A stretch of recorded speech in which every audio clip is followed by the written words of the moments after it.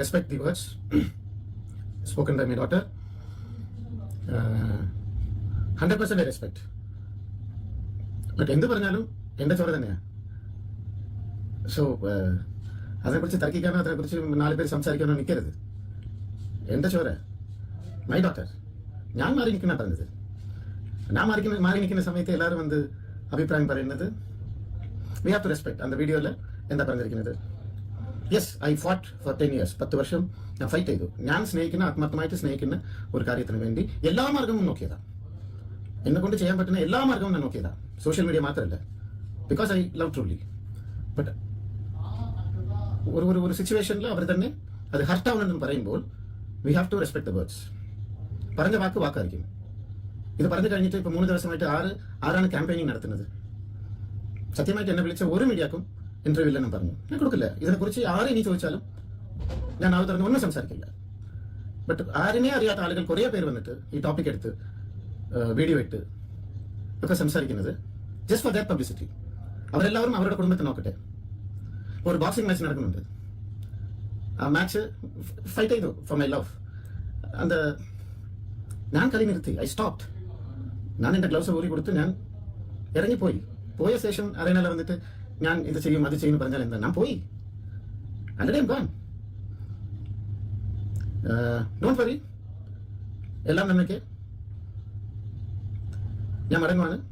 എല്ലാം നന്മയ്ക്ക്. Please respect my daughter's words. ഞാനേ നിർത്തി. കുറച്ച് ചെറിയ ആളുകളൊക്കെ കയറി വന്ന് കുറേ വീഡിയോസ് അവരുടെ എക്സ്പീരിയൻസിനൊക്കെ പറയുന്നുണ്ട്. അതും കൂടെ പാപ്പ ഹർട്ടാവില്ലേ? അവർക്ക് ഹർട്ടാവില്ലേ? എന്നെ പറ്റേക്ക്. I'm keeping up my words. എൻ്റെ വാക്ക് ഞാൻ പാലിക്കുന്നുണ്ട്. നിങ്ങളും പാലിക്കുന്നത് ന്യായമല്ലേ? ഒന്ന് ചിന്തിച്ച് നോക്കുക. നിർത്തുക.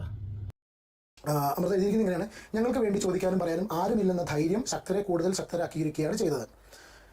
പക്ഷേ പതിയെ മലയാളികൾ ഞങ്ങളുടെ സത്യങ്ങൾ തിരിച്ചറിഞ്ഞു എന്ന് കണ്ടു തുടങ്ങിയപ്പോൾ ഉള്ള അടുത്ത നീക്കം ദയവ് ചെയ്ത് ഇവിടെ തന്നെ അവസാനിപ്പിക്കുക.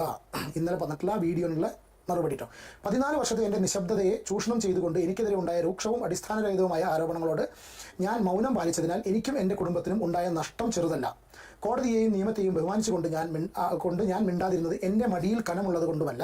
എൻ്റെ മകളുടെ വിഷയം പിന്നെയും അവരുടെ അച്ഛൻ എടുത്ത് ഒരു വാർത്ത ആക്കുന്നത് പോലെ ഞാനും തുടങ്ങാതിരിക്കാനാണ്. ഞാൻ ആ ഒരു റീസൺ കൊണ്ട് കേട്ടോ. അത് വളരെ വളരെ വാലിഡ് പോയിന്റാണ്.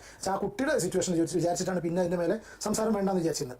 പക്ഷേ ഇന്ന് അവളൊരു വലിയ കുട്ടിയാണ്. എന്നേക്കാളും മാനസിക ശക്തിയും ബുദ്ധിയും ധാർമ്മിക ബോധവുമുള്ള ഒരു കരുത്തുറ്റ പെൺകുട്ടി. അവൾ എനിക്ക് തന്ന ശക്തിയിലാണ് എൻ്റെ എല്ലാ അനുഭവങ്ങളെയും ഉൾഭയങ്ങളെയും എന്നെ ഒരുപാട് തളർത്തിയ ട്രോമകളെയും ഉണർത്തിയെന്നിരുന്നാലും പ്രതികരിക്കാനുള്ള ശേഷിയിലേക്ക് എത്തിച്ചത്. ഇതിനു മുൻപ് വക്കീലുമാരുമായി എടുത്ത ഒരു വീഡിയോയിൽ ഞാൻ വ്യക്തമായി നിയമപരമായ കാര്യങ്ങളും അതിൽ ആരാണ് വീഴ്ചകൾ വരുത്തിയതെന്നും അവരവരുടെ കുറവിനെ മറക്കാനുള്ള എൻ്റെ നേരെയുള്ള ആക്രമണങ്ങളെയും ഒക്കെ ഞാൻ തന്നെ ചൂണ്ടിക്കാണിച്ചിരുന്നു. ആ വീഡിയോ ഞാൻ റിയാക്ട് ചെയ്താണ് കേട്ടോ. എൻ്റെ വീഡിയോ കണ്ടാൽ അറിയാം അവരെന്താണ്. നിങ്ങൾ അവർ ചാനലിൽ പോയി നോക്കി അറിയാം എന്താണ് അതിനെക്കുറിച്ച്. കാരണം അത് കേട്ടാൽ തന്നെ വളരെ ക്ലിയർ ആയിട്ട് മനസ്സിലാവും. അതിന് ശേഷമാണ് അവരുടെ ആ ഒരു വീഡിയോ വന്നിട്ടുള്ളത്. പണം തട്ടിയെടുത്തു, മോശമായ ഒരു സ്ത്രീ എന്നല്ല, ഒരു സ്ത്രീയെ സമൂഹത്തിൽ എങ്ങനെയൊക്കെ നശിപ്പിച്ച് ചിത്രീകരിക്കാമോ അതെല്ലാം സഹിച്ചത് എൻ്റെ മകളുടെ പ്രൈവസിയെ മാനിച്ചുകൊണ്ട് മാത്രമായിരുന്നു. പക്ഷേ ഇന്ന് ഇത് അവളുടെ ആവശ്യമായി മാറിയിരിക്കുകയാണ്. അതിനവൾ തിരഞ്ഞെടുത്ത ധീരമായ സ്റ്റെപ്പിനെ പോലും ഒരുപാട് വെറുപ്പോടെയാണ് ഞങ്ങൾ നേരിടേണ്ടി വന്നത്.